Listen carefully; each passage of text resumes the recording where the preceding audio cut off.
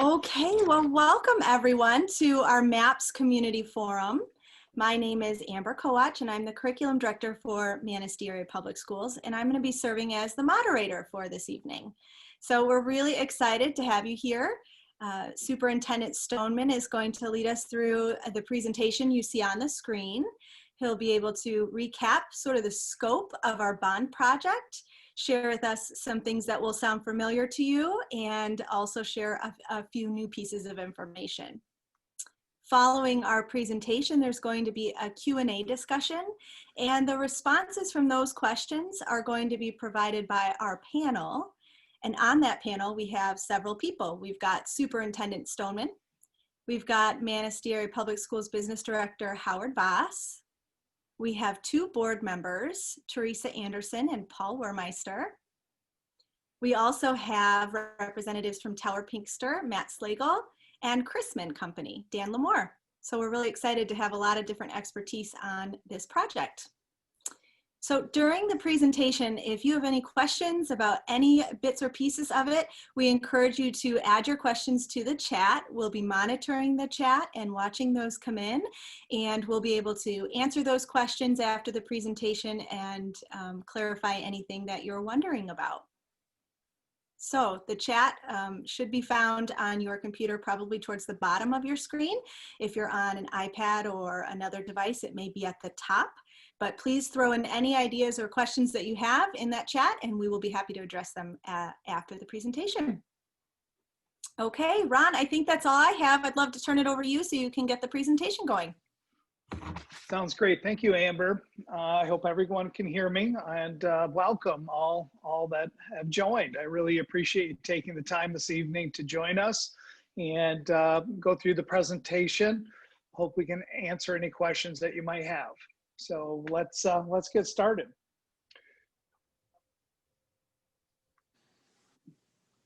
Am I getting help with each slide? Next slide, please. Thank you.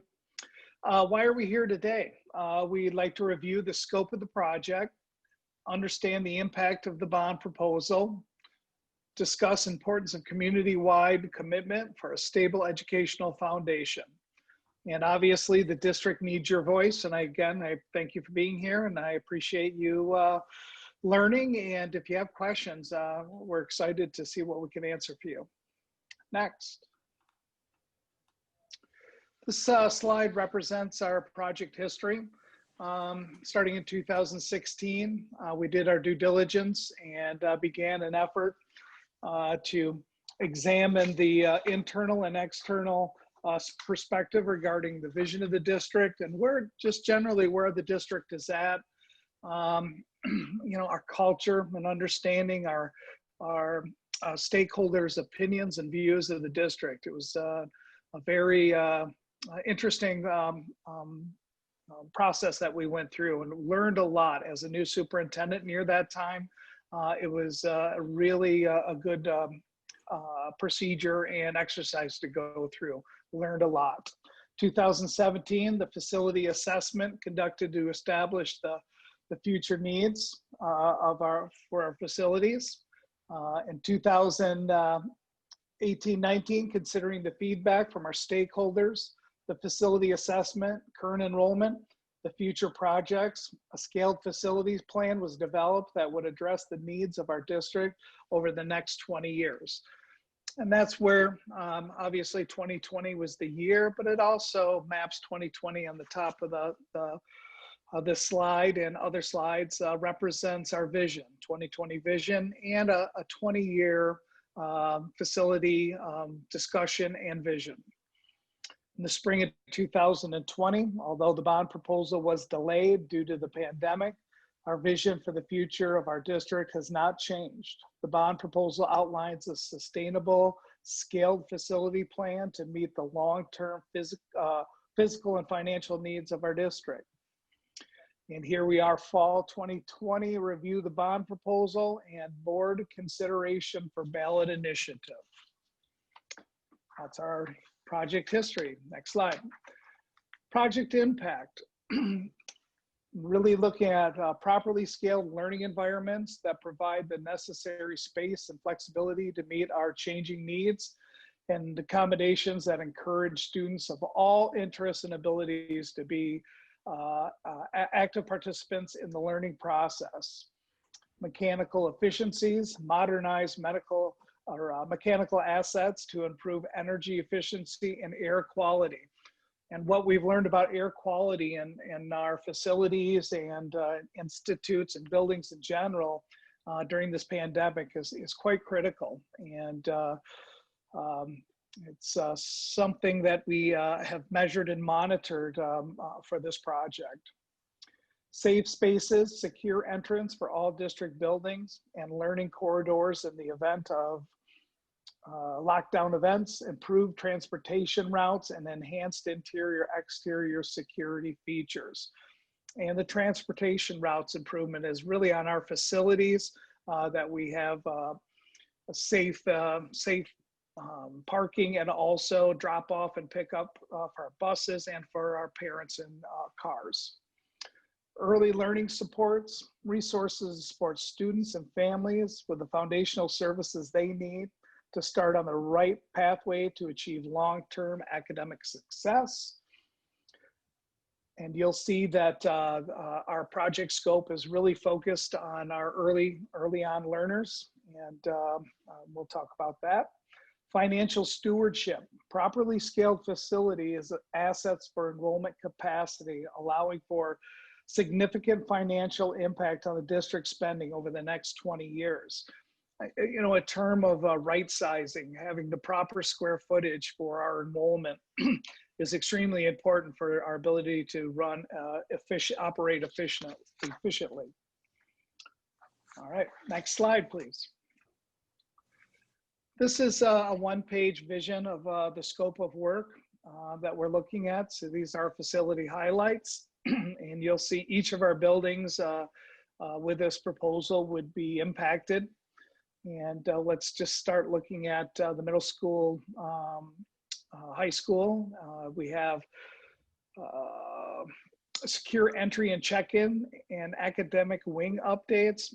We have completed some of those projects related to that first bullet.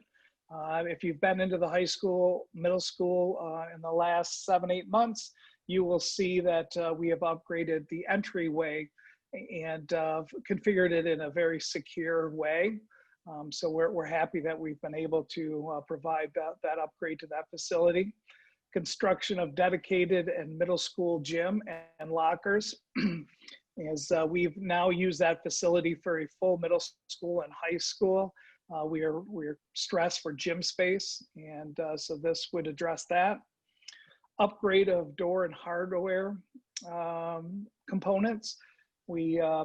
Building is 20 years old and nearing 20 years old, and those items are used daily, and we have our facilities full of kids, so that gets its share of wear and tear. So being able to upgrade those components would be extremely helpful, and have helped the longevity of the door frames and the overall doors if we can keep upgrade on those systems. A partial roof replacement, as you can see on the diagram towards the back of the building, that would be the identified roof replacement.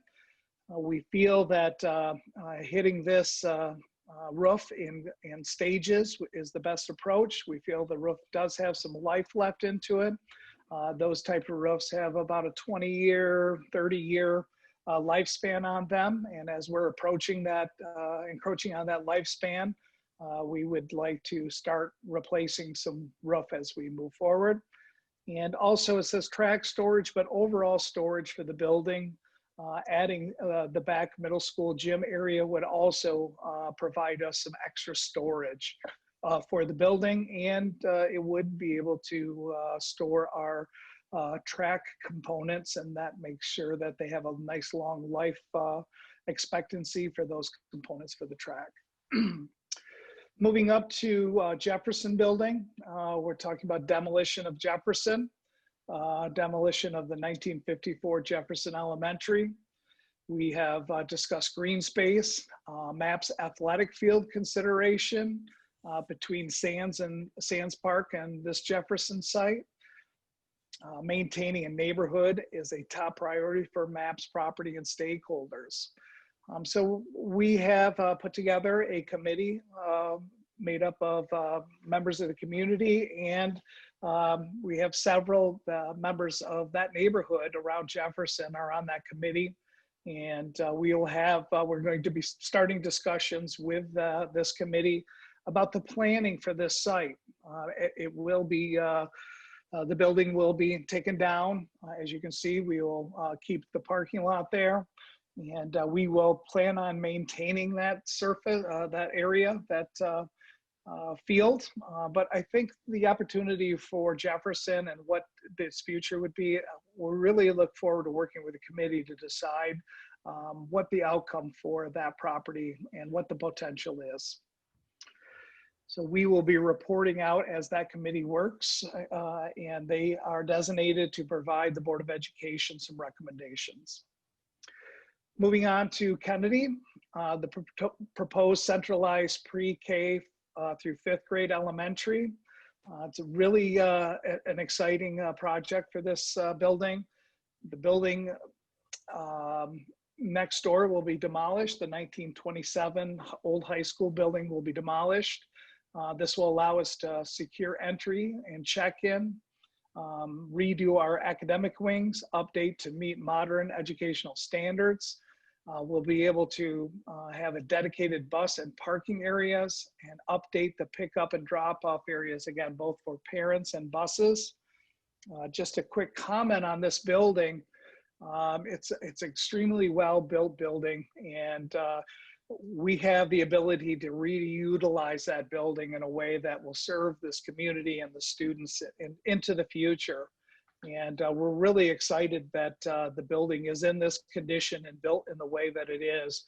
You know, this asset of the community will be able to be reused, and at a cost savings, unlike building new. We'll be able to capture quite a bit of savings reutilizing that building. And again, going on to Madison, the Madison site, we have lots of current facility partners in that building. We're looking to continue and maintain that building and foster those relationships that we have with the community. And those entities are listed down on the side there. We are looking at minor renovations, relocate MAP's central office there, improve the mechanicals. Boiler is a main to be replaced there. It's one of the main components. And again, the roof is ready to be replaced at that facility also. So not too much at Madison, but each of our facilities will be touched and worked on with this bond scope. And it really sets us up for a great future for education in Manistee, and the ability to provide the community with educational assets that really will enhance the overall community. So really excited about that scope. Next slide, please. Of course, we have to talk about the financial impact of this vision. And if we can get to the next slide, we'll reveal that portion. As you can see across the top, the project is priced at $30,855,000. The proposed, that would be a proposed 2.65 mil increase to the existing bond debt to jumpstart our 20-year vision. The total debt that will be collected for the district and the community would be 4.7 mils. And there is a scale of household impact on the vision millage, and you can see if your home fair market value, that will give you some numbers related to how you may be able to find a range for how it may impact you personally. Looking at the bar graph underneath that, what this represents is back in 1990, the taking on of the 4 mills by election for the building of the current middle school, high school. And it looks like we are cooking along through the years, and as that bond is being paid off, obviously less is collected from the community. And as you see the green bars being attached to the blue, that would be the increase representation for up to 4.7 mils. So we're paying off the 1990 debt and taking on the new debt. And you can see that that blue line expires in about 2029. So we have about 9 years to pay left on that bond. And then you can see how our ask bond would continue to drop off as it's paid off, and we're collecting less mills from the community to pay that debt. So that's what that represents. I'll just leave that up just a sec. There you go.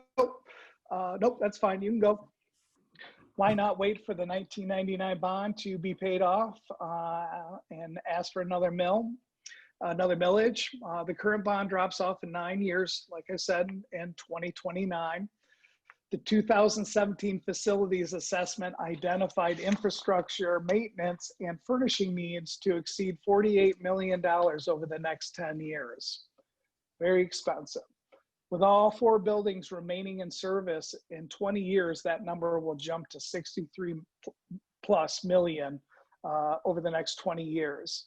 So the cost of furnishing and maintaining those buildings is becoming very expensive for us. And again, the term right sizing and having the right square footage for our student population, our enrollment, is extremely important for us to have affordable operations. Consolidating our elementary infrastructure as outlined in the bond scope would allow the district to save an estimated $21.16 million over the next 20 years.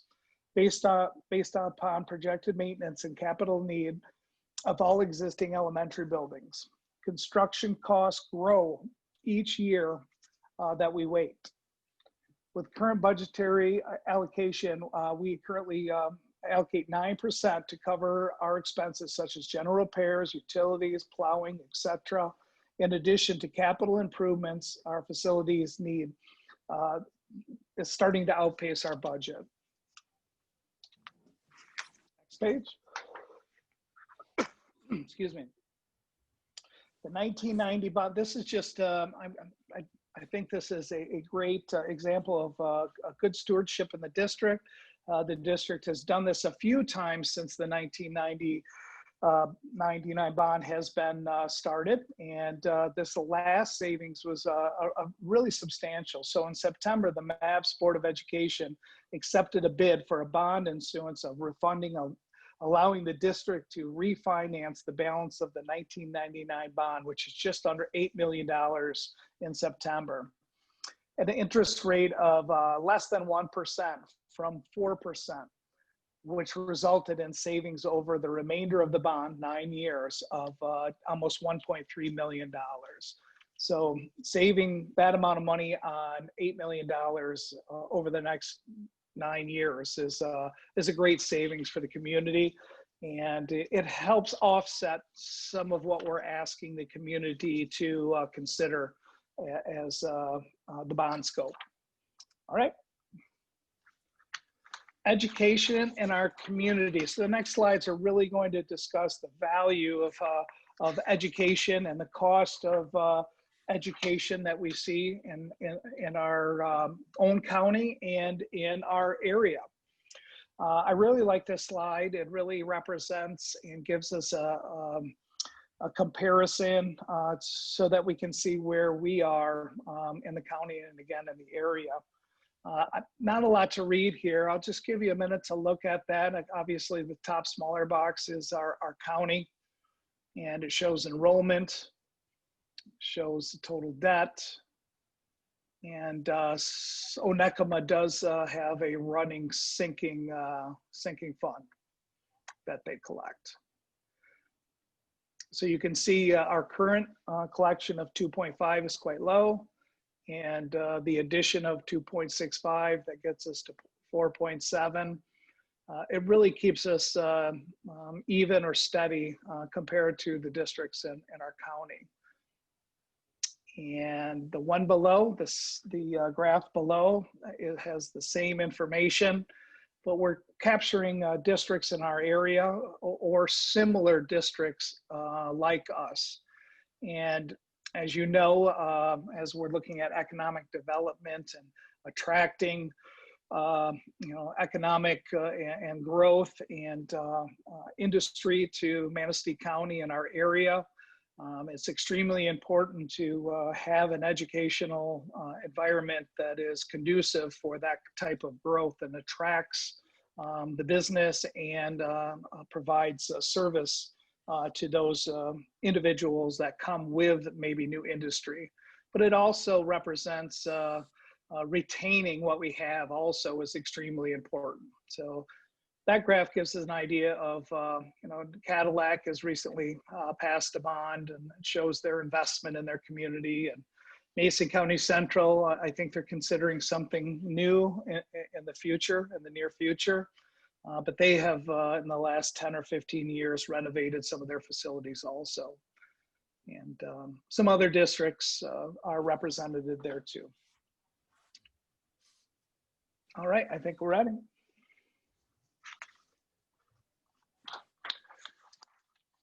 Now this area mill rates, this is the overall, the collection of mills and the communities. So this represents not only school collection, but also overall collection of mills. And again, the county is there and the same school districts are below. And this is also very interesting. It just represents where we are in our county and with area districts and I can say competitive districts for students.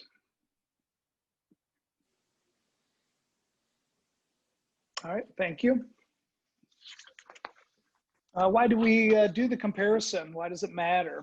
Well, in school of choice, in 1996, school districts were placed in a position of having to consider marketability for the first time with the introduction of school of choice. When choosing a school district, parents may compare school buildings, academic offerings, extracurricular diversity, social and behavioral supports, and community pride, and more. The MAPS 2020 vision positions our district to capture and retain families seeking quality educational resources. We have a lot to be proud of our facilities, of our high school, middle school facilities. We offer a lot of AP courses. We have a lot of initiatives that we're working on and that are in place related to social emotional support. We're adding a health clinic to the high school, middle school. We're just adding assets to our district that support our community. And we're just lagging behind in our elementary and early on education facilities. And this vision really helps support and complete that vision that complements our high school, middle school. And why does it matter? Sustainability and enrollment is very important for operations, and this kind of project helps us continue our work and our vision, offering the best that we can for our community and attracting new people and industry to our community too. Next slide, please. What is Plan B? Without a millage request, enrollment projections and current assesses to funding will still dictate a need for consolidation of district assets with a sustainable maintenance plan. Again, that's right sizing. Currently, we're not utilizing the space that we have for education in an efficient way, nor is that space that we have now currently efficient for what we need it to do. Without a bond, the district would need to delay critical safety and air quality upgrades until alternative funds can be raised. Consider building and consolidation plan without properly scaled renovations. That's kind of forcing the hand without preparing facilities for their proper use, that we would just have to start moving and moving grade levels and classes around to accommodate that. Determine how to rescale amenities such as athletic facilities, media centers, and community space to meet the needs of each grade level, and modify and reduce educational offerings potentially. So we're really concerned, we're really at a critical point with our facilities. And we need to start considering some of these things. And this bond and this scope would really align us for our needs far into the future. All right, next slide, please. Why education matters in our community. Potentially for stabilizing property values, keeps young families in our community, attracts economic development, provides workforce for area businesses, and develops students into productive citizens. Those are all, significant factors for a successful community. And Manistee is a successful community, but there's an obligation or concern of continued investment into the assets so they meet the needs of our community. And school and hospital and police and other services are extremely important to a successful community. And it's important that the community recognizes that and makes investments in those assets and those pillars to ensure that that we have offerings in a stable environment into the future. I think that's about the last slide. Yeah. So that is a quick version of the scope, the financials, and some rationale to go with that. I hope it was informative and it gave you some information, but I also hope it inspired you to ask and provide some questions to us that we might be able to help. So I guess I'm opening up to some thoughts and some questions, even if it's feedback and not related to a question. If you see something that you're concerned about or just in general, please let us know. Ron, we did have one question come into the chat while you were speaking, and that question is, what are your anticipated class sizes for pre-K through grade 5 student teacher ratio? So you talked about right sizing our buildings. What does that look like in the future? I think that it looks very similar to what we have now. As the lower grades, pre-K through second and third, we want to keep that number 23, 24 or less. And when we get to fourth and fifth grade, 24, 25, I think is a reasonable. There are some grade levels that we'll see lower because we seem to have an ebb and flow of a high class and a low class of numbers that we don't really want to disrupt the teachers' grade level experience and expertise. So some classes may, in general, will see 4 teachers for fewer kids, and then other classes will come up and they may be just a little bit larger, and that will raise the number just by a few. But where we've been for the last few years is a good spot for us to continue to be. We have a lot of support staff that we employ and have trained, and they're able to support each classroom too. Okay, there's another question that came in. What are some issues or misconceptions that you anticipate arising from the voting public in response to this bond issue? Oh, that's a really good question.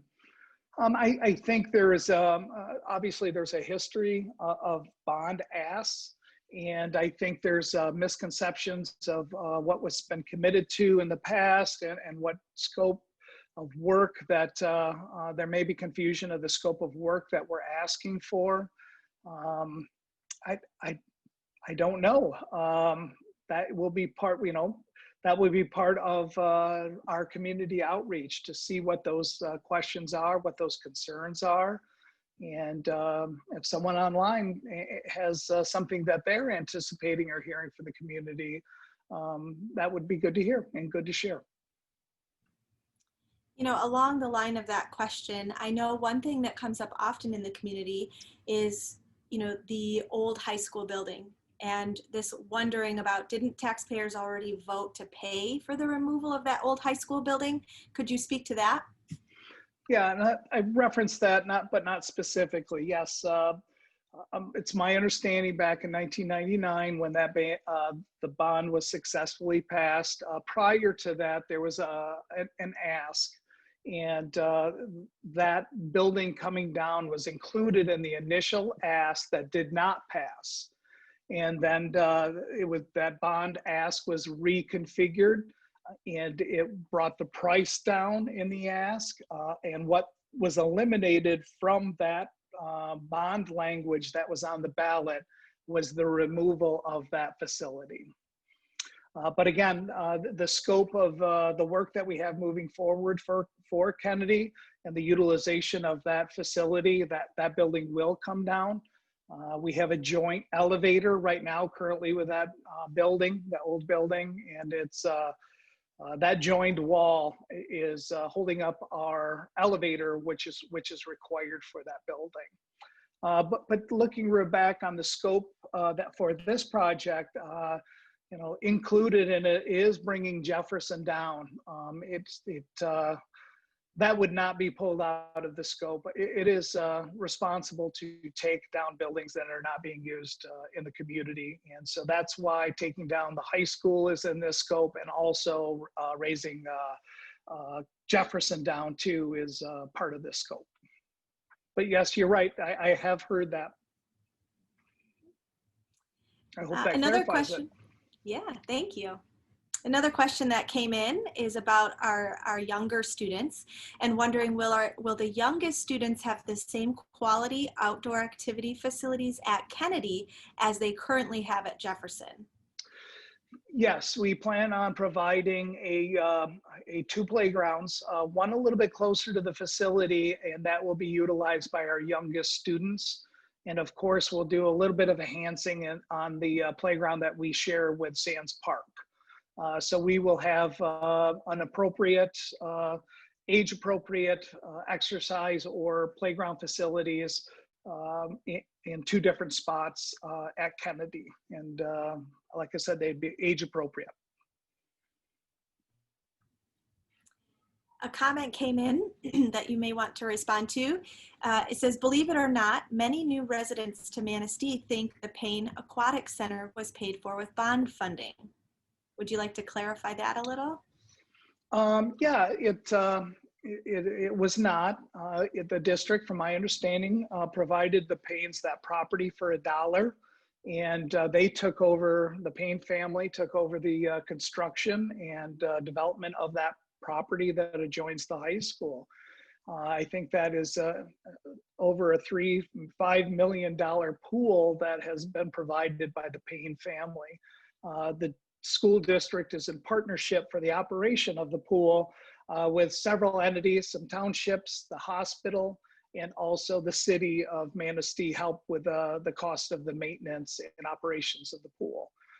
But what an incredible asset for our community and for everyone to use. It is a community pool, and it's just an incredible gift. And we're so proud of it in our community. And we've invested quite a bit of money in it in the last couple of years related to redoing the heat systems and the rooftop units and making sure it's operating in an efficient way and a proper way. Those pools need to be operated and make sure they're maintained. But that's a good question. Okay, there's a couple of comments and questions here regarding the bus garage. Wondering, would consolidating the bus garage to the Madison site be cost effective for the next 20 years by combining maintenance, plowing, and office space? And just kind of adding to that, is there just a cost savings in general of having it a little closer to town? Just as far as diesel and so forth, it wouldn't be a large cost, but I do recognize that consolidating district services at Madison, there's it has a large lot there. And I think that is a possibility in the future. And we continue to utilize and take advantage of Madison. I think that's a really good idea. But we're also careful to keep the scope of this work in perspective. But you're talking about things that that will have to continue to consider and think about and plan. And as the 1999 bond comes off in 9 years, it's an opportunity for us to review some of the things that have been left off of this scope, just so that we keep this in an affordable way.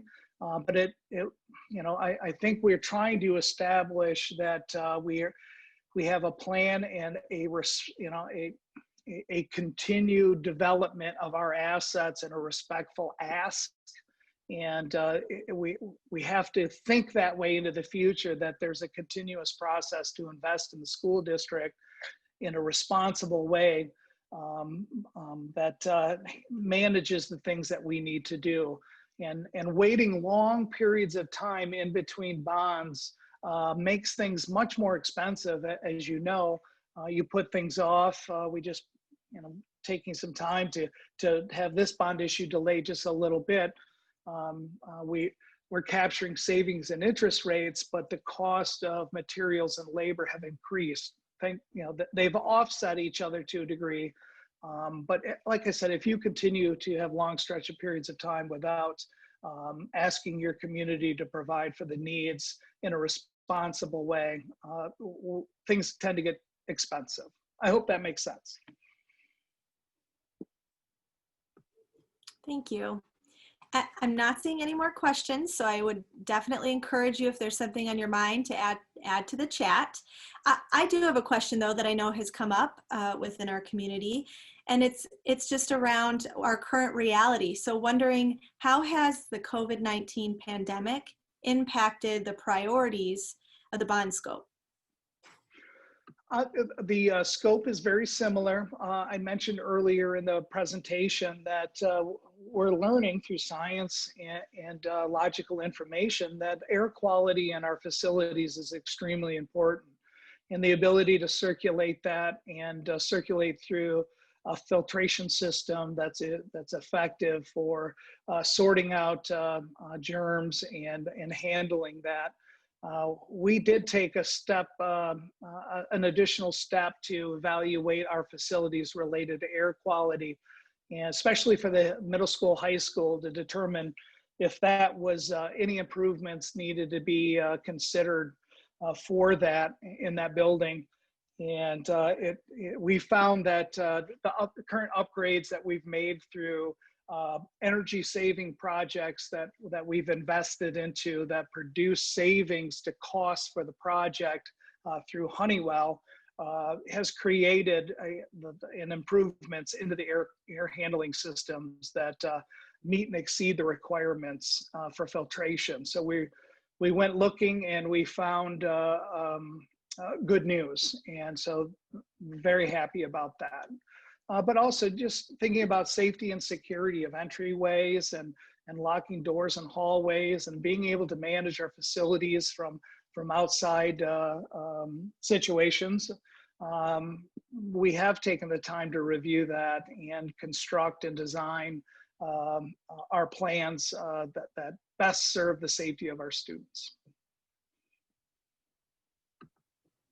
Okay, great. So in the presentation, Ron, you spoke a little bit about the potential cost of not moving forward with this bond project, what that would cost the district in the long run with regards to upgrades and maintenance. I'm wondering if you might reflect a little bit on what some of the maintenance has been in the past 20 years. What has MAPS done to keep our buildings to the point that they're at? Well, I've been here for almost 6 years, so I can tell you what I know by history, maybe some of the board, and I know Paul has been here a little while, but I know the districts, and like I mentioned, invested in Honeywell projects where they can bond and borrow money related to energy savings. And I know that the district. We've done one since I've been here, but the district has done at least 3 before I got here, and it's been able to provide new heating systems, several years ago for Kennedy, and a roof at one time for Kennedy needed to be replaced, and the energy savings of that paid for the energy savings of reconstructing the heating system, the lighting system, and going through the entire district to find savings to pay for construction projects like roofs and other things has helped the district move forward without bonds. And there may be several other examples. Maybe Paul has something in mind to share.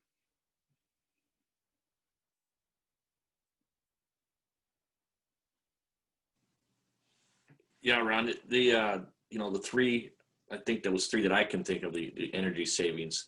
We had a lot of people volunteer and step up for a lot of different things too. We've had our field facilities, those buildings and stuff, those were all built by volunteers, and that was local monetary gifts from the public that helped us establish that too. So, everybody's working together, and we're trying to save money, and that's the bottom line. Yeah, it's where the buildings are extremely old, and they've run their course for really useful use, and to invest money into some of the facilities and keeping the 4 buildings running, as shown in a previous slide, will become very expensive. So we're getting to the point that we're over investing in facilities that are beginning to exceed their use. And but again, Kennedy built the way it was and the structure that it was. It's provided us a really good structure to work from for reconfiguration and putting that back together in a way that represents a true elementary with services and configuration that will serve our younger learners.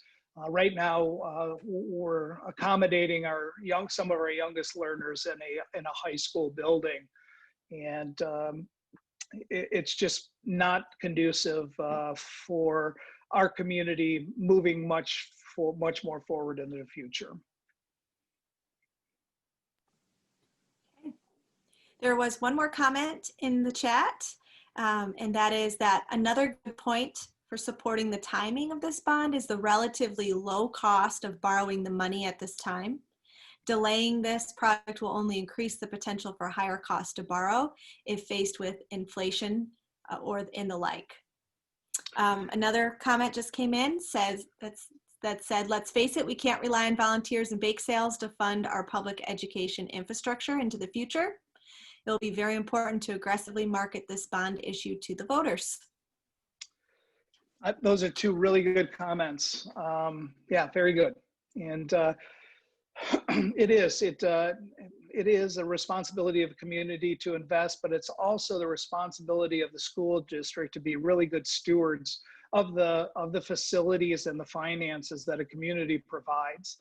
And when I arrived here 5 years ago, I understood that may have not been a perception of the community that the stewardship was up to expectations, and I feel that may not have been accurate, but it was the perception. So doing the due diligence of reaching out to the community in 2016, 2017, getting their understanding of their perception of the school district and overall perception of the community, asking them what their priorities are, and bringing that back to the district and speaking with the board and doing planning and reviewing our facilities and developing a comprehensive facility plan for this project. But we also know what's left off of this project that we need to think about as the 1999 bond comes off. That we do have our next stage of ask or consideration, that this is a continuous improvement. So our overall investment in our school district isn't a major one each time, and that we are continuing to invest in a right way, getting the right information from professionals to help us make these decisions. So that we just have a responsibility to the community to do this right in a financial responsible way. And I'm trying to let the community know that I feel that we really got it right at this time, not knowing what happened before, but I feel really confident that we're on the right track, doing the right ask, and using facilities that can be used again, and having a vision not just for this project, but for 20 years ahead. Well, I'm not seeing anything else come into the chat, so I'm wondering if you, Ron, or if any of the other members of our panel have anything else they'd like to contribute to this conversation. I'm just wondering, we have a panel here, and Ms. Anderson is students in the district, and just wondering maybe her perspective of this project and our current facilities, and just some thoughts maybe that she could provide. It took me a minute when I heard Miss Anderson, but me? Yes, that's you. I'm happy to see how many people have logged on for this tonight, because I was worried with all the everything that's happened this week with COVID and the pause that we're taking. So it's nice to see people participating with this. But as I have two students right now, one in the middle school, one in the high school, and I live on the same block as Jefferson is. And so there's just a lot of interest, a lot of excitement in our neighborhood about this potential and what we can do. So I think there's momentum. I think we're excited about the changes. I think this is a great plan. And we were ready to go for May of this year. And I'm on the facilities committee, so it's something that there's a lot of excitement that we have for this plan, and to have that delay took a little wind out of our sails, but I think we're all pretty excited going into next year. There's the uncertainty with COVID, of course, that I think everyone is feeling, but I think just we know that this has to happen. And I think the important thing right now is, as a parent, I'm realizing how crucial and how vital schools are to our community. Not just for education and you send your kids there every day and stuff, but just for building your community and how vital it is. And with the food service continuing throughout the summer this year, and just filling those gaps for vital needs that we've seen for 2020. It's so much more than just reading, writing, and arithmetic. And I think we're all seeing that this year because of the pandemic. So I know that was a lot right there, but I think there's a lot of excitement. I think there's momentum going into this. And John, your comments are right on. We have to move forward. We cannot delay again because the costs continue to go up, and we have to be aggressive to market this issue this year. Thank you, Teresa. Yeah, great points. And I just want to add the sensitivity of green space related to Jefferson and Sands Park.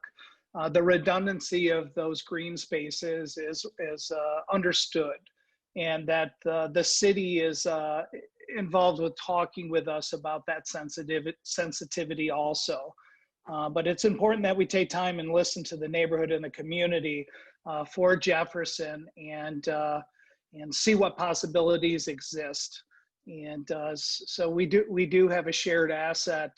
Both the school district and the city are joint owners or operators of Sands Park.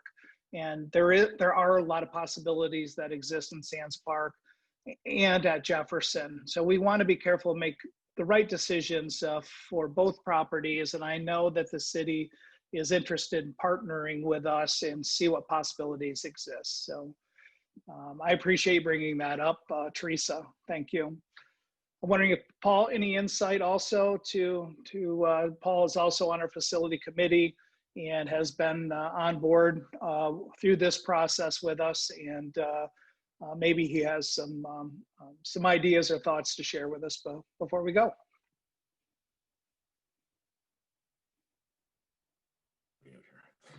So I've been on the board through, I think we've had 3 failed bond procedures. This is our 4th one we're going into now. This bond proposal that we're going through right now, this has been so extensively thought out. I don't think we've left any stone unturned in trying to look into any type of problems that we may face in the future with our community, you know, and what assets we have that are of value to our community, and that, you know, this is part of our community. Like Teresa has said, we're part of it. Now we just taken on the Meals on Wheels for the elderly. So, you know, we're collaborating with a lot of different people here. We're more than just like a school, like she said, and you know, think of the education that our kids could have if we could take a little bit more of that debt away from our general fund. It'll be a tremendous asset to our students and to our families and to our community, because we'll have a better school. Our businesses will flourish. We hope that, you know, we're going to be to come to a new, fresh community, you know, and that's what I've always wanted. I've been a lifetime resident here. I've seen a lot of ups and downs through the years. I think we were headed in the right direction as far as, you know, our downtown began to flourish. It's flourishing. From what I remember 30 years ago, it was nothing. And you know, so our businesses in our community is a bright opportunity, and we need to keep up with our businesses and to bring great education to our kids. All right. Thank you, Paul. Amber, is there any other questions or anything else to share from your end? No other questions. I just really want to reiterate what some of you have already said. Thank you for being here and participating in this forum. It's awesome for us to be able to share kind of the project and the excitement around it. And so thank you very much for participating. We're grateful that you're here. Yeah, just want to say that there's an incredible amount of resources about this project on our website, Maps 2020. If you Google that, you'll get to our website and you'll see a dedicated spot related to our bond. It has great detail of pricing and cost and just a ton of information. And I just want to encourage, if you have more questions or more desire to learn, that is a great place to go. And always, you have the chance to give me a phone call if you have any questions or would like to speak to me personally about some ideas or thoughts. And like I said, I've been 6 years here, and there's one thing that this community does not lack, and that's pride. And that's so exciting and a great place to work when that kind of pride exists. And nothing shows more pride than the ability to invest in your school district and celebrate our children. And it's where it all starts. It's the foundation of our community. So again, and thank you for joining us tonight. Thank you, Amber, for leading our discussion, and our panel, and our guests that joined us. Thank you. Yeah, have a wonderful evening, everyone. You too.